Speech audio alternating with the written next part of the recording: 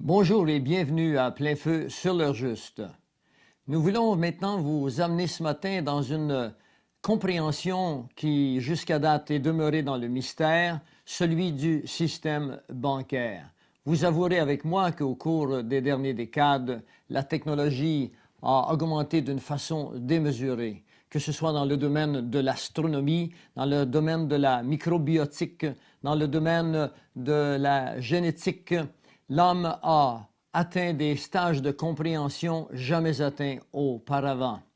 Pourtant, il existe dans notre société une difficulté à comprendre comment les hommes qui maîtrisent si facilement des sciences qui hier leur échappaient ont encore une incapacité à comprendre la distribution des biens de notre société qu'on appelle l'argent, qui peut facilement se transformer en bien de consommation. La Bible nous parle que dès les débuts, dans Genèse 14, un homme du nom de Kedorlaomer avait soumis les peuples environnants, et cela dans le but de s'approprier de leurs biens. Il semble que c'est la nature humaine qui le veut ainsi, que l'homme ait toujours eu tendance à s'approprier des biens et des efforts de son voisin. Existe-t-il encore aujourd'hui, en 1998, des Kedorlaomer qui ont trouvé la façon de s'emparer des biens? Ce que nous voulons partager avec vous ce matin a pour but de vous montrer qu'effectivement, notre monde est encore soumis à des Kedorlaomer. Et nous voulons vous amener maintenant dans la compréhension, nous voulons vous offrir d'ouvrir votre esprit et de comprendre ce qui est déjà accompli afin que vous soyez vraiment réassurés que vraiment notre monde appartient à quelques hommes.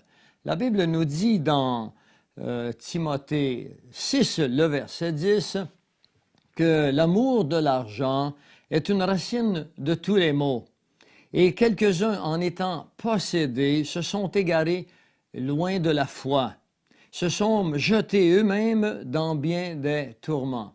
Nous verrons effectivement que les hommes qui ont créé des structures qu'on appelle la finance internationale sont vraiment loin de la foi. Et nous verrons comment ces hommes ont réussi par des trucs, par de la fraude, et comment ils ont réussi par des moyens bien cachés à s'emparer des biens de l'humanité.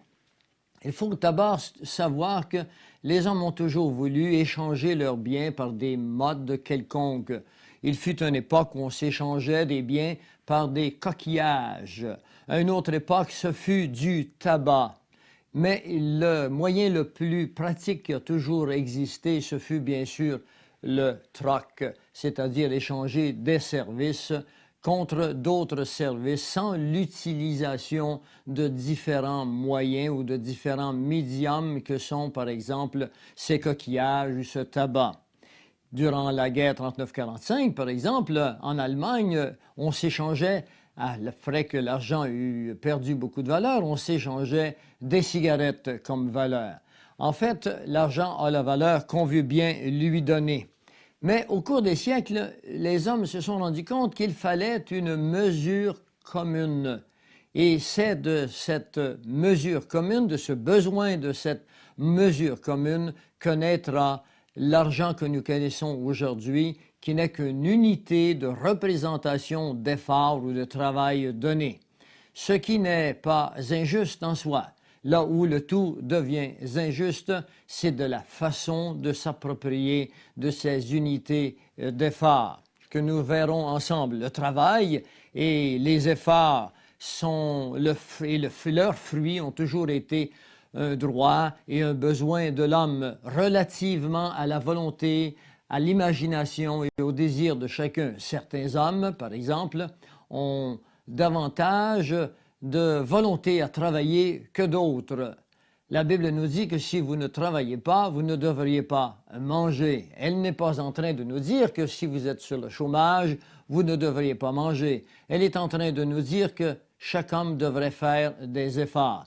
Dans notre société devenue complexe, où les hommes n'ont plus de tous du travail parce que la technologie a remplacé les bras, il faudra instituer un moyen où l'économie, où la distribution des argents, où la distribution de la richesse nationale ou internationale pourra être placée dans le contexte des besoins de tous les hommes plutôt qu'appartenir à de mêmes hommes. La grande majorité des pays du monde sont endettés.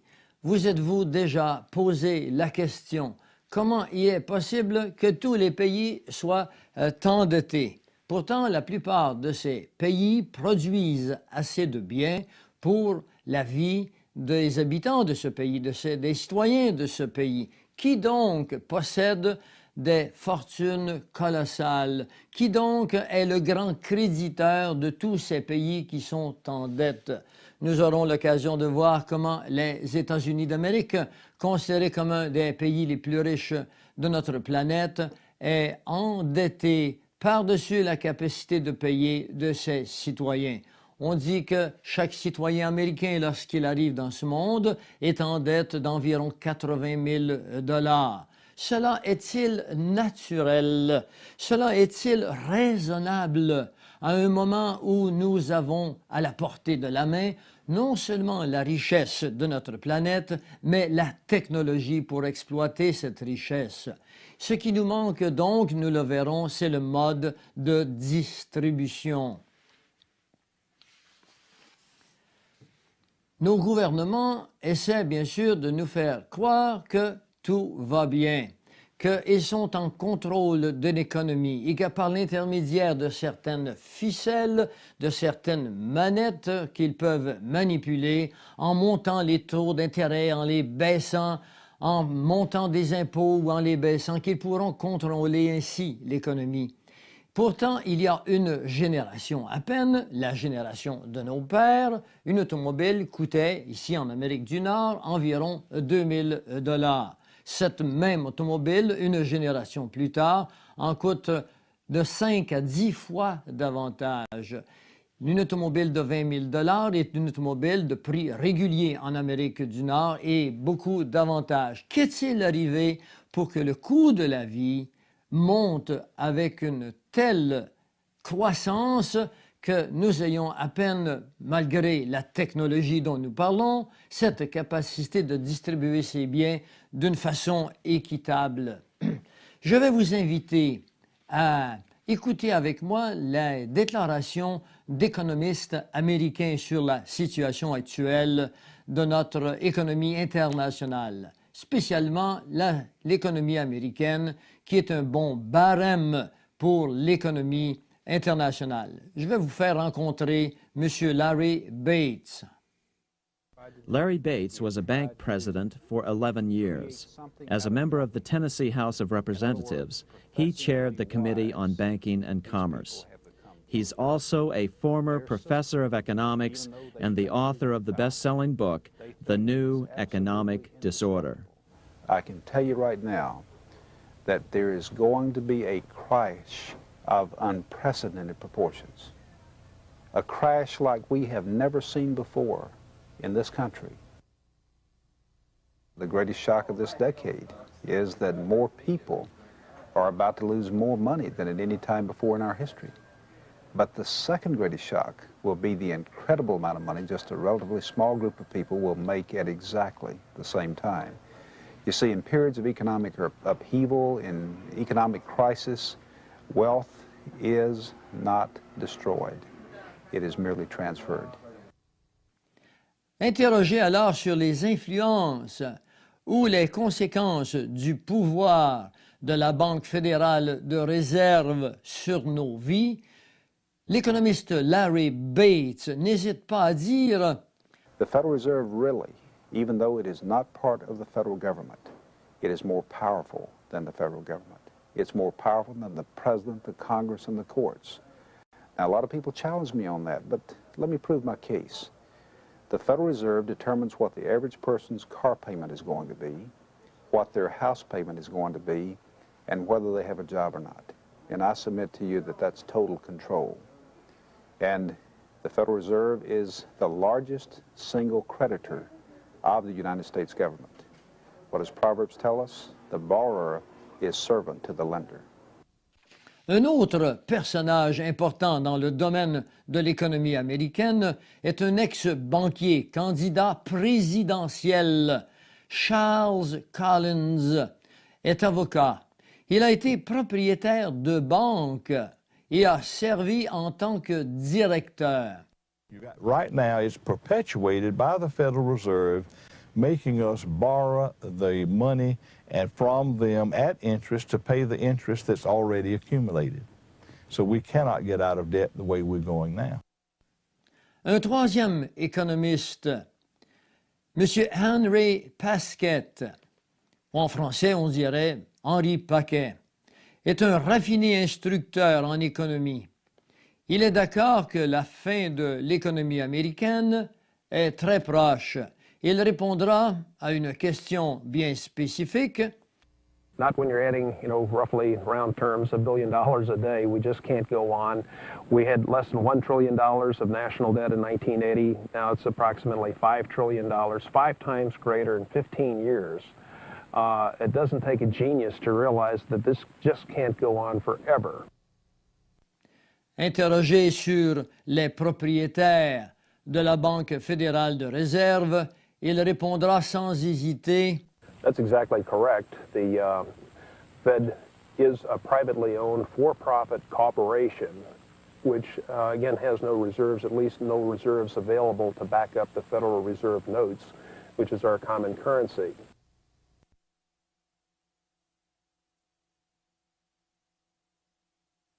De nos jours, si vous demandez à un enfant de 5 ans d'où viennent les bébés, ils vous répondront avec de l'exactitude. Les hommes de science ont résolu des problèmes qui hier nous étaient complètement fermés à la compréhension. Mais vous pouvez encore interroger aujourd'hui des hommes instruits, vous pouvez interroger des banquiers, des économistes, et vous leur demandez d'où vient l'argent, et pourtant on ne le sait toujours pas. Y a-t-il un mystère qui est insolvable, quelque chose qui soit gardé mystérieux? Interrogé à ce point sur la provenance de l'argent lors d'un séminaire, le journal de Wall Street du 29 août 1975 déclarait « Les hommes et les femmes impliqués dans l'exercice de surveillance du ravitaillement de l'argent ne sont pas complètement certains de ce qu'est le ravitaillement de l'argent. » Et le 24 septembre 1971, le même journal disait « Un séminaire d'éminents économistes en faveur du Fonds monétaire international ne peuvent se mettre d'accord sur ce qu'est l'argent, non plus sur la façon dont les banques créent cette dernière. » Puisque nous sommes sur la provenance de l'argent, parlons d'abord des types d'argent qui existent dans notre société. Le premier argent qui apparut dans notre société fut l'argent qu'on appelle marchandise. La marchandise n'est pas autre chose qu'un échange d'aliments contre, par exemple, un autre aliment. On se servait à ce moment-là de certains animaux, par exemple, qui étaient tout à fait nécessaires au fonctionnement de la société. La vache, par exemple, dont les origines latines viennent du mot pecunia, et d'où l'expression le plan pécunier, puisqu'on se servait de ce mode comme prototype d'échange. Un deuxième argent est celle que nous appelons l'argent de reçu. Il faut se souvenir qu'à une époque où l'argent de papier n'était pas vraiment encore créé, les gens qui accumulaient des richesses sous forme d'argent métallique, d'or ou d'argent, les conservaient dans des voûtes. Et celui qui conservait ces voûtes leur remettait un papier qui était un reçu, qui était la signification qu'il possédait effectivement une richesse gardée dans des voûtes quelque part. C'était de l'argent de reçu que nous possédons encore aujourd'hui. Il y a également l'argent la plus particulière, la plus populaire, dis-je, qu'on appelle de l'argent fiat. L'argent fiat, c'est de l'argent de papier ayant cours légal et sujet bien sûr à la dépréciation. Et nous expliquerons en cours de route comment de l'argent peut se déprécier ou s'apprécier. Il y a quatrièmement l'argent courant, ou si vous aimez mieux, l'argent sonnant ou l'argent métallique, qui a en lui-même son équivalent ou son poids d'art. Une pièce d'art, par exemple, vaut exactement ce que son poids d'art donne sur la valeur courante de l'art du moment où elle est échangée. Cet argent, bien sûr, a encore cours normal dans notre société, mais elle ne pouvait durer uniquement sous cette forme, puisque nous aurions dû nous promener avec des brouettes ou avec des chars remplis de métal, argent, pour faire des échanges. Et puis, il y a cinquièmement cet argent que nous vous expliquerons plus loin, qui est l'argent par excellence, à l'origine du cancer de notre société, que nous appelons l'argent fractionnel et qui n'appartient pas à vous et à moi, mais qui appartient à un groupe d'individus éthiques, un groupe de personnes qui se sont donné le droit de multiplier indéfiniment, ce que vous et moi respectons avec beaucoup de grâce et avec beaucoup de légalisme. L'argent maintenant, que devrait-il être? Eh bien, l'argent devrait être l'extension de notre richesse nationale sous forme de crédit. Dans un livre d'ailleurs dont nous aurons l'occasion de vous parler, nous vous démontrerons maintenant ce qu'on en dit de ce crédit. Dans ce livre qui s'appelle Banking and Commerce, nous trouvons cette définition, le compte du Crédit national. Ce pouvoir, il est affirmé, devrait être dans les mains de l'autorité du Crédit national. L'argent devrait être la capacité d'échange de nos efforts contre d'autres services ou d'autres biens. Finalement, l'argent est tout médium d'échange utilisable dans les affaires quotidiennes dans le but de régler des dettes ou des contrats. L'argent a strictement la valeur que, par convention, nous voulons bien lui donner. L'argent, maintenant, s'il devrait être créé par le pays, pour les pays, ne fait pas le compte quand il s'agit de comprendre et de vérifier ses sources et sa création. Nous voulons vous démontrer au cours de ce document, au cours de ce documentaire, de ce vidéo, que l'argent est créé par les banques et que ces banques sont privées et que ces banques créent cet argent à partir de rien.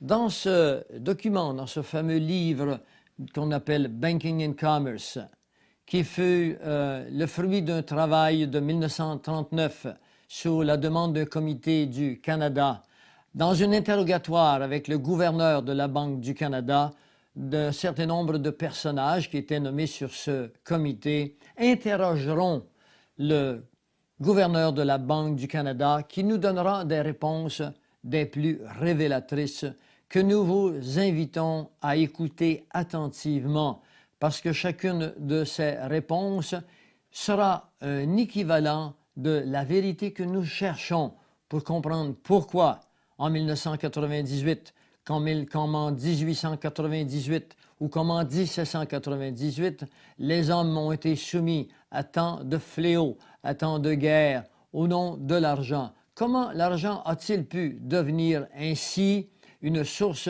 de guerre, alors qu'elle peut devenir au contraire un merveilleux échange de nos biens et de nos services? L'argent est créé par les banques à partir de rien. Interrogé à ce sujet, le gouverneur de la Banque du Canada, M. Tower, répond à M. McGeer, qui est un jeune avocat de Toronto, qui lui pose la question suivante. Notre monnaie courante est émise par les banques sous le pouvoir que la loi bancaire leur donne. Mais l'autre forme d'argent, dit-il, c'est-à-dire l'argent en dépôt bancaire, est émise par les banques. Je parle de ce pouvoir d'émettre cette forme d'argent. C'est un privilège des banques à charte. Et M.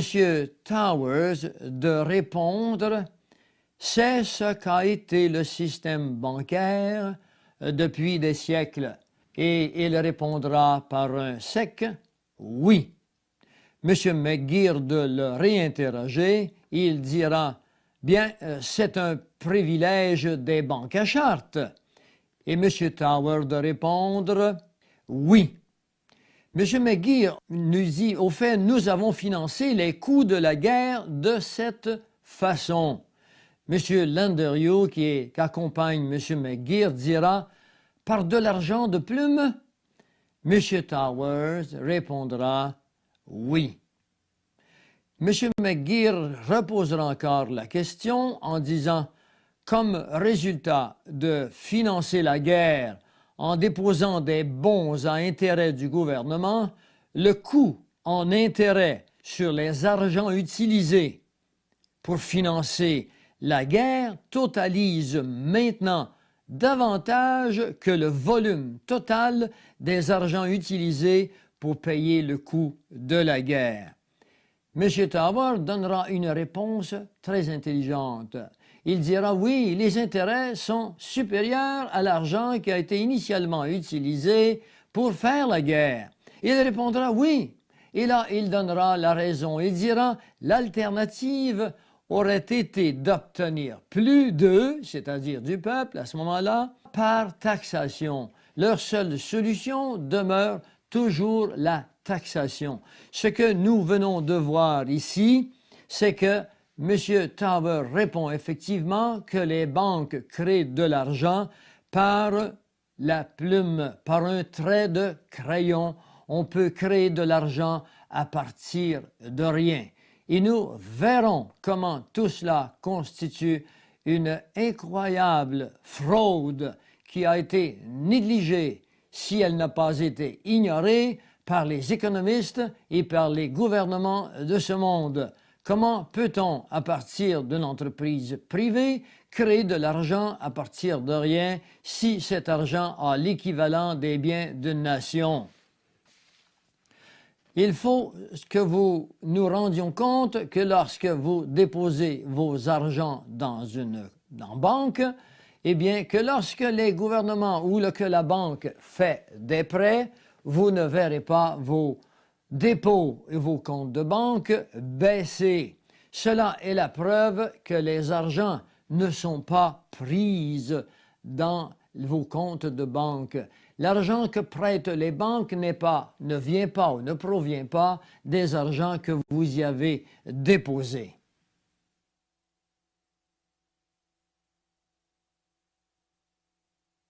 Si vous interrogez l'homme de la rue sur la provenance des intérêts ou sur la normalité des intérêts, peut-être même si vous vous interrogez vous-même sur le bien fondé des intérêts, vous probablement répondrez que les intérêts sont nécessaires. En somme, les intérêts seraient là pour de la location sur un capital que nous aurions emprunté quelque part dans une banque ou dans une autre institution financière. Ce que nous voulons vous démontrer maintenant, c'est ce fameux phénomène qui nous est demeuré caché, sur lequel il semble que les hommes intelligents n'ont pas vraiment réfléchi et qui soit une des grandes causes du cancer des problèmes économiques de notre société moderne. Nous voulons vous démontrer que les intérêts sont illogiques et anti-mathématiques. Et pour cela, je vais vous inviter avec moi à m'accompagner lors d'une petite vacance que nous prendrions ensemble dans une des îles du Pacifique. Je vais vous amener avec moi en avion quelque part dans une île pour aller vous reposer d'une vacance où vous avez œuvré trop longtemps, hélas, avec les fameux problèmes économiques de cette société. En cours de route vers cette île ou idylle que vous allez prendre en vacances, l'avion a eu des ratés et a dû amérir. Et puis, vous vous êtes rendu compte que l'avion a coulé et que vous êtes environ 5 personnes qui avaient survécu à cet amérissage forcé. Sur un radeau de fortune de quelques débris qui sont restés à la surface, vous voilà avec 5 autres personnes et vous dérivez selon les bons désirs du vent. Et puis vint la nuit et le jour revint et au bon matin, l'un d'entre vous s'écria « Terre ». Il y avait quelque part en face de vous une île qui était là, qui vous attendait très convenablement, comme vous pouviez l'imaginer, un endroit où vous pourriez poser votre pied. Rendu sur la plage, rendu sur terre, vous faites la connaissance et puis vous prenez bien conscience que la situation est sans espoir de retour. Alors vous vous débrouillez finalement pour recommencer ce que vous avez appris dans votre civilisation. Nous allons imaginer que ces 5 personnes sont des personnages avec des métiers, des professions qui sont différentes les uns des autres et qui vous permettront une survie précaire, mais une survie à laquelle chacun de vous s'appliquerait à trouver des solutions. Sur cette petite île se retrouvent donc 5 personnages qui viennent d'échapper au naufrage de tous les autres qui sont à bord de cet avion. Nous trouvons donc Armand, qui est un agriculteur. Nous trouvons par la suite Benoît, qui est un boulanger, et Claude, qui est couturier et qui a des notions de comptable. Et finalement, non pas dans le dernier sort, mais il y a encore Dominique. Dominique est un défricheur. Et puis, il y a dernièrement Émile. Émile est un explorateur minier. Alors, Armand, Benoît, Claude, Dominique et Émile s'aventurent dans une vie à 5 où chacun utilisera ses talents pour la survie des autres. Au cours des mois et des années qui ont passé, eh bien, ils se sont échangés le fruit de leur travail. Il est évident que le travail de l'un n'est pas le travail de l'autre et qu'il y a parmi ces travailleurs celui de Dominique, par exemple, qui est défricheur. Lorsque vient l'hiver, Dominique ne défriche pas. Et alors qu'il est sans travail et que d'autres travaillent à l'année longue, les échanges se font avec une certaine injustice. La solution dans ce troc n'est pas vraiment juste et on est toujours à la recherche de solutions valables, équitables. Et puis, un bon jour, l'un d'entre eux dit aux autres « Regardez à l'horizon, quelqu'un vient vers nous ». Et effectivement, une embarcation vient vers l'île. Et lorsque cette embarcation est arrivée, on se rend compte qui habite à l'intérieur un homme, un seul personnage qui est accueilli. On lui donne une maison qu'on a fabriquée. On lui donne également des aliments, on l'habille. Claude le couturier lui a fait un habit. Et puis finalement, on le rend au courant, on lui fait part de tout ce qui nous est arrivé et de nos problèmes. Et on veut bien sûr l'intégrer dans notre petite société. La raison pour laquelle je vous fais cette petite démonstration, c'est la suivante. Lorsqu'on étudie la physiologie, il est normal de sortir une cellule de ce grand corps et de l'étudier. Et lorsqu'on comprend le fonctionnement d'une cellule, il nous est beaucoup plus facile de comprendre le fonctionnement de ce grand corps, comment il fonctionne dans son ensemble. De la même façon, il est difficile de comprendre le système économique et ses vices si nous ne prenons pas une unité de personnages, que nous les amenons ensemble dans une isolation, une île quelconque qu'on a imaginée, et puis qu'on les fait recommencer un système économique afin de mieux analyser avec circonspection les vertus et les vices de ce système. Nous retournons sur notre île Et puis ce nouveau personnage, ce sixième personnage, leur apprend qu'il a, lui, des solutions à leurs problèmes. Et la solution, c'est que, leur dit-il, vous ne pouvez pas mieux tomber.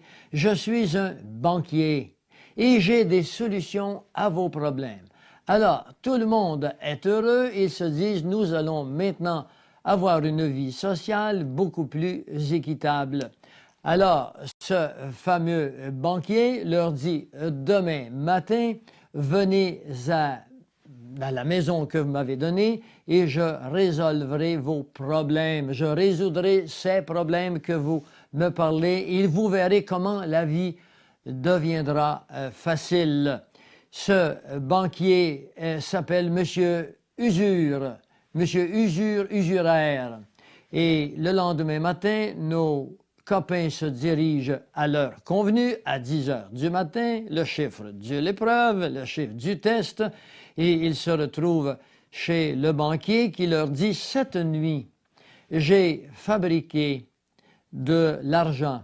Je vous ai empilé chacun une somme de 1000 $. Alors, nos copains sont bien heureux. Ils ont chacun une somme de 1000 $. Mais le banquier leur dit, cet argent m'appartient. Je vous la loue. Et je vous la loue à 10% d'intérêt.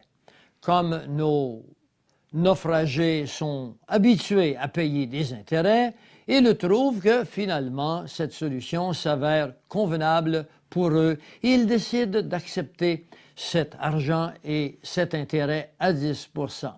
Ils s'en vont œuvrer toute l'année, ils se côtoient et ils s'échangent des argents après qu'ils eurent ensemble décidé par convention quel serait le coût de leurs efforts, de leur travail, selon un barème donné.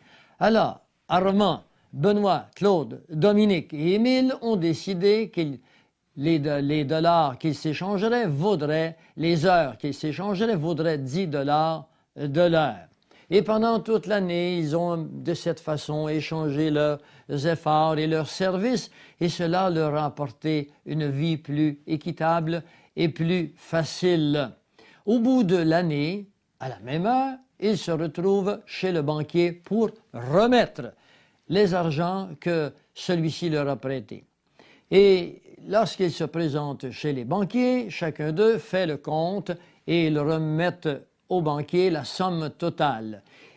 Ils ont fait des échanges. L'un d'eux avait 800 $, l'autre en avait 1200, un autre en avait plus, un autre en avait moins, mais la somme totale des argents que le banquier avait prêtés est égale à 5000 $. Ils déposent les argents et ils s'apprêtent à retourner à leurs travaux quotidiens. Le banquier leur dit « Revenez ici, ce n'est pas tout. Je vous ai prêté cet argent à 10% d'intérêt. Vous me devez donc chacun 100 $, puisque 10% de 1000 $ est égal à 100 $. Alors, nos naufragés se regardent et ils se disent, ils se consultent, ils se disent « Mais je n'ai eu que 1000 $. Claude regarde les autres, dit « Effectivement, je n'ai eu que 1000 $. Et lorsque chacun d'eux se sont consultés, ils disent au banquier « Nous n'avons eu que 5000 $, qui est la somme totale des argents qui nous ont été prêtés. Comment pouvons-nous vous remettre le 1000 $ et 100 $ supplémentaires en intérêt, puisque les 500 $ additionnels, c'est-à-dire les 10% de 5000 $, n'ont pas été créés. » Et c'est là l'énigme. Comment dans notre société peut-on remettre des intérêts sur un capital qui a été créé alors que les intérêts ne l'ont pas été? Et voilà qu'ils expliqueront aux banquiers ce phénomène et il leur dira « N'ayez crainte, j'ai une solution pour vous. Voici ce que vous allez faire. Je vais vous remettre encore 1000 $ cette année, mais je vais garder les intérêts que vous ne pouvez me remettre. Je vais vous remettre 900 $. mais je vais également prendre immédiatement les intérêts pour l'année qui vient. Donc, je vais vous remettre je vais vous garder 90 $ supplémentaires.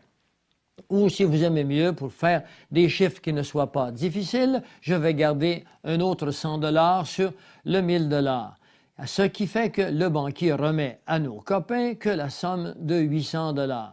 Ne comprenant pas trop, croyant qu'il y avait de l'équité dans cette stratégie, dans cette fraude habilement conçue, nos copains retournent au travail et ils s'échangent leurs 800 $ et l'année après, on revient et le banquier veut le reprêter encore le 1000 $ ayant davantage repris ses intérêts, il ne rend le reste que 700 $ et puis ils retournent au travail et leur capital diminue de plus en plus et les intérêts s'accumulent. Durant l'hiver, Claude, qui a des notions en comptabilité, réunit tout ce monde et leur dit ceci. Il leur dit, j'ai calculé, j'ai pensé à tout cela et j'en suis arrivé à la conclusion que les intérêts, l'argent des intérêts n'a pas été créé.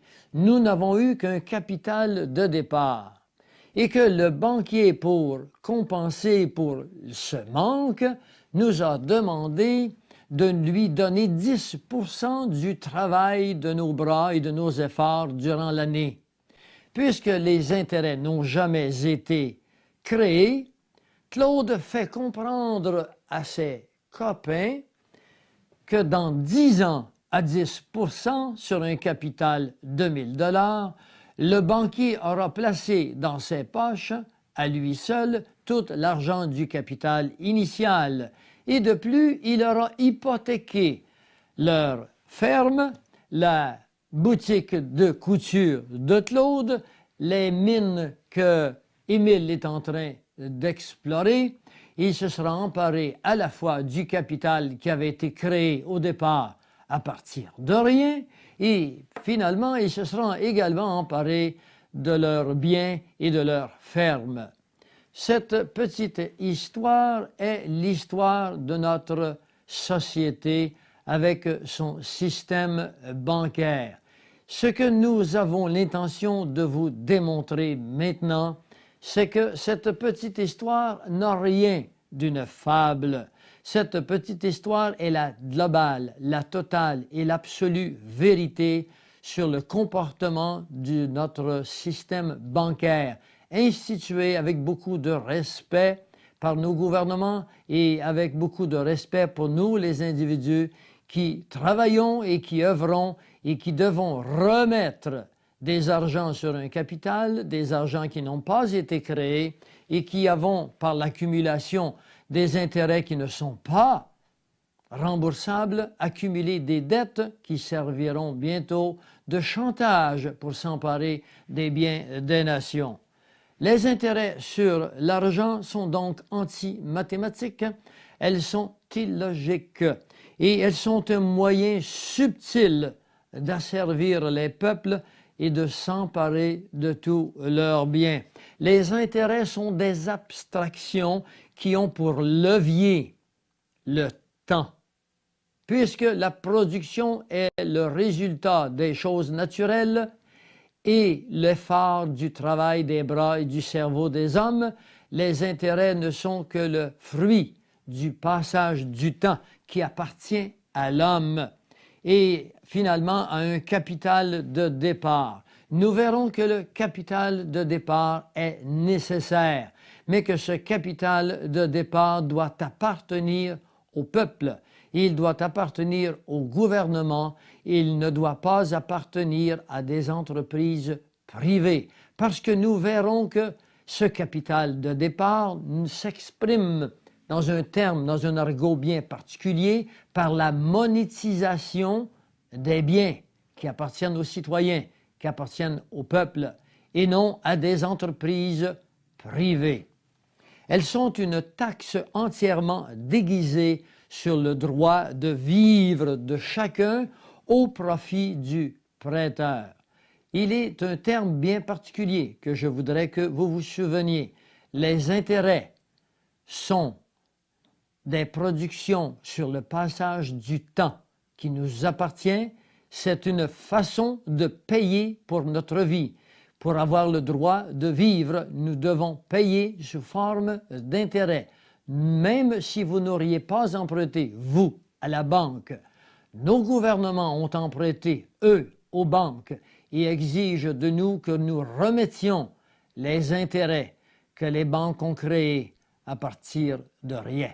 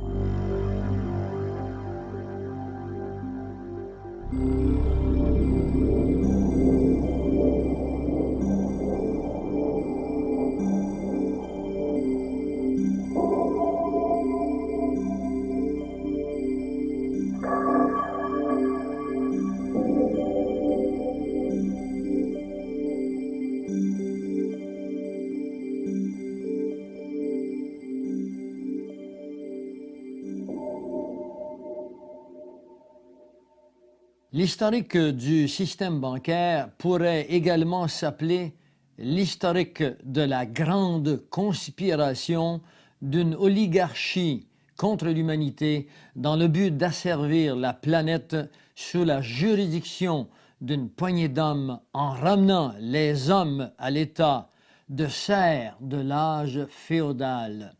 Nous pourrions retracer cette conspiration jusqu'au temps des Romains. Mais pour des fins pratiques, commençons plus près de nous avec une famille connue sous le nom de Boer. Orfèvre de métier meilleur, Moïse Boer frappait l'or et l'argent. Il eut un fils du nom de Meyer Emschel qui vécut de 1743 à 1812, qui changea le nom de Boer en Rothschild. Rothschild est le nom allemand pour bouclier rouge.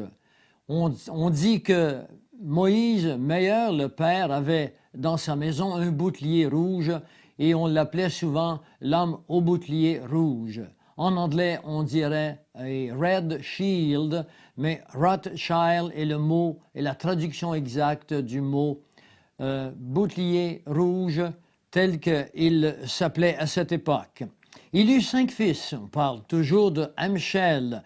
Il eut 5 fils qui apprirent bien la leçon du père et qu'il installa à Paris, à Naples, à Francfort, à Londres et à Vienne. Ils devinrent incroyablement riches par la pratique des réserves bancaires fractionnelles que nous expliquerons un peu plus tard dans ce document. Il est dit qu'en 1850, la famille des Rothschild était plus riche que tous les rois d'Europe réunis. Ils apprirent très vite que la guerre était le facteur par excellence pour accumuler des richesses colossales. Il fallait donc créer des guerres.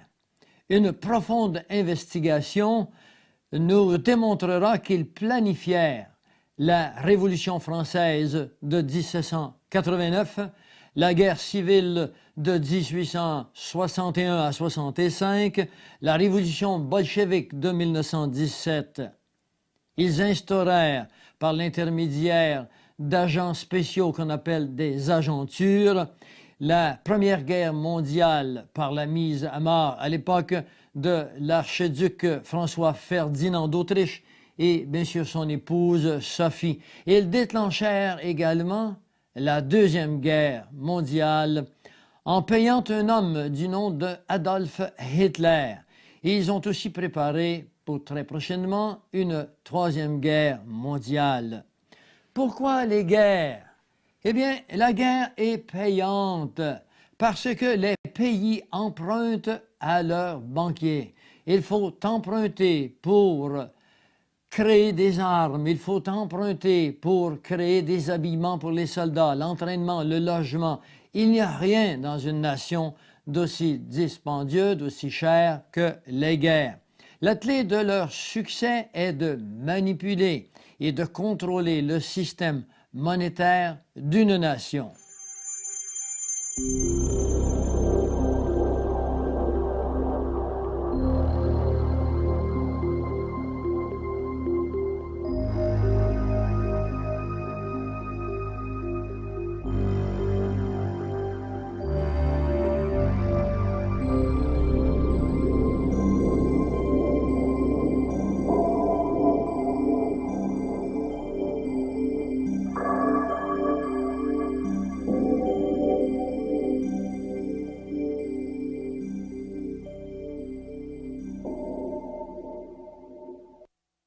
Si nous retournons quelques pas en arrière, nous allons vers 1690 et nous rencontrons avec un homme du nom de William III d'Angleterre.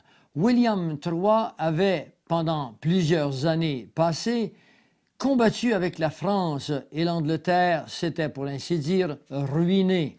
Mais William III n'était pas un génie financier et de plus, il avait été placé à cet endroit pour répondre à une stratégie bien préparée par des hommes qui connaissaient le truc de l'argent fractionnel.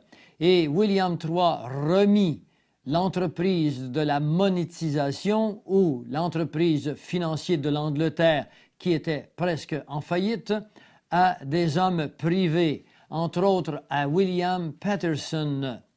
William Paterson prit donc les finances de l'Angleterre en 1694. Et une fois qu'il eut pris les finances du pays, il appliqua le système d'effraction bancaire.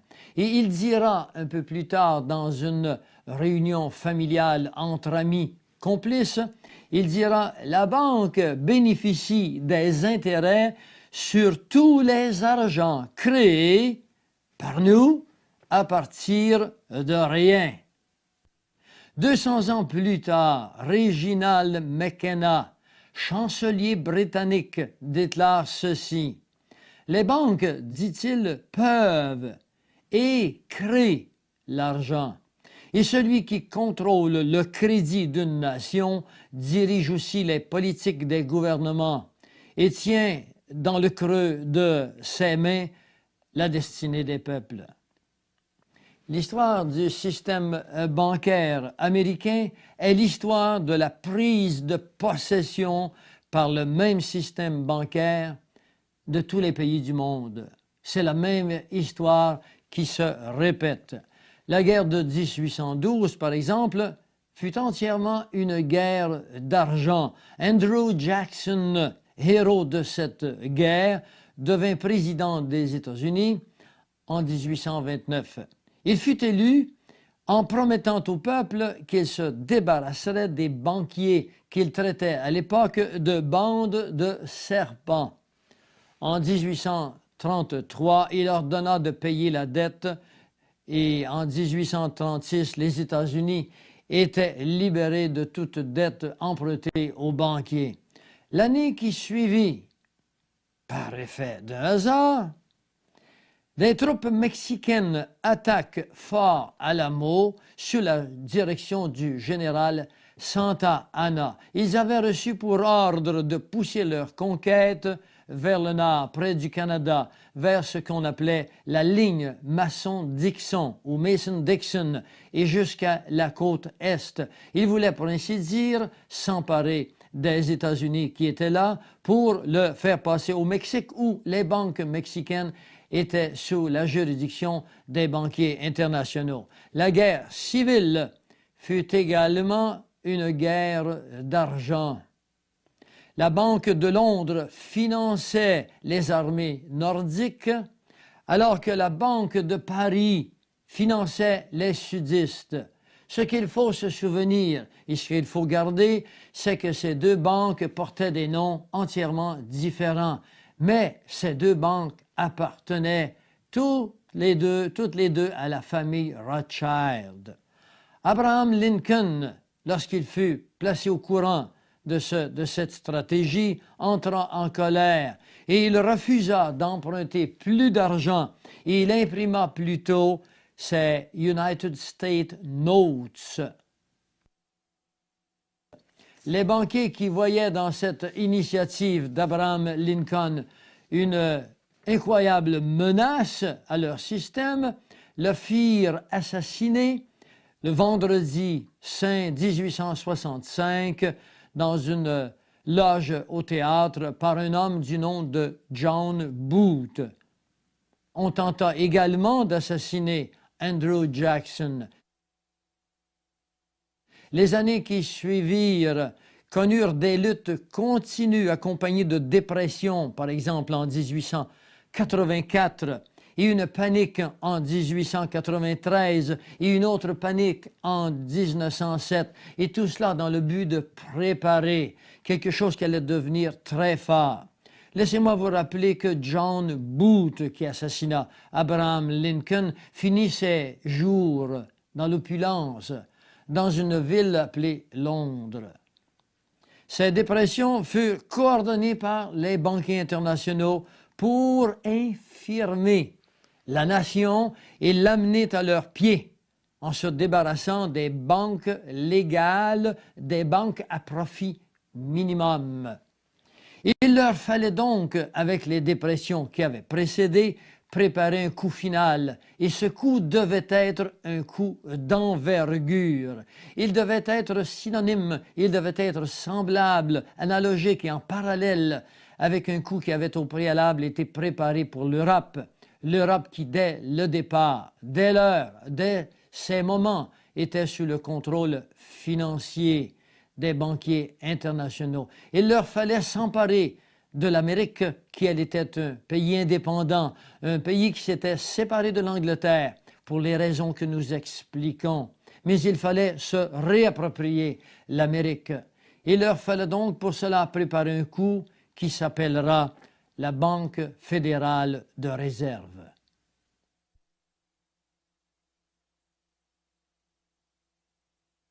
La Banque fédérale de réserve, l'institution la plus respectée, bien sûr aux États-Unis et également dans le monde entier, est le résultat d'un complot, d'une fraude totale. Nous vous invitons à vraiment prendre conscience et à entendre avec beaucoup de précision ce que nous voulons vous exposer maintenant. Un jour, en 1910, au mois de novembre, un certain nombre d'acteurs, un certain nombre de personnages impliqués dans les banques et dans la politique se réunissent sur une île au nord de la Géorgie, une île qui s'appelle Jekyll. Et ces acteurs sont les suivants. Il s'agit de M. Nelson Aldrich, qui est le beau-frère de John D. Rockefeller. Il y avait un autre homme du nom de Abraham Andrew. Abraham Andrew était assistant secrétaire du Trésor des États-Unis. Il y avait M. Frank Vanderlip, président de la National City Bank de New York. Il y avait également M. Henry Davison, il était le partenaire de J.P. Morgan. Il y avait également Charles Norton, président de la première banque nationale de New York. Il y avait également Benjamin Strong de la J.P. Morgan Bankers Trust Company. et finalement M. Paul Warburg, partenaire de Kuhn & Loeb et compagnie et représentant de la dynastie Rothschild de France. La Banque fédérale de réserve est un cartel. Un cartel, c'est un ensemble d'hommes d'affaires qui s'entendent pour se soustraire de la compétition. L'acte bancaire fut conçu dans le plus grand secret sur une île près des côtes de la Géorgie, appelée Jekyll Island. L'un de ses fondateurs, Frank Vanderlip, président de la Kuhn & Loeb National City Bank de New York, écrira beaucoup plus tard, vers la fin de l'année 1910, alors que j'étais encore réservé et furtif comme tout conspirateur. Il y eut une opportunité que je crois qualifiable d'expédition secrète à Jekyll Island. C'est sur cette île que fut conçue ce qui s'appellera la Banque fédérale de réserve. Elle fut conçue selon les principes de Karl Marx et son nom était pour tromper le public américain sur l'identité de ses propriétaires. Elle fut conçue par des banquiers. Elle appartenait et appartient encore à des banques privées. La Banque fédérale de réserve est privée et anticonstitutionnelle. Si le public américain croit encore que la Banque fédérale de réserve est propriété des États-Unis, est propriété de leur gouvernement, eh bien cela est par ignorance ou indifférence, car plusieurs personnages depuis ont dévoilé sa vraie nature, ses origines, ses intentions.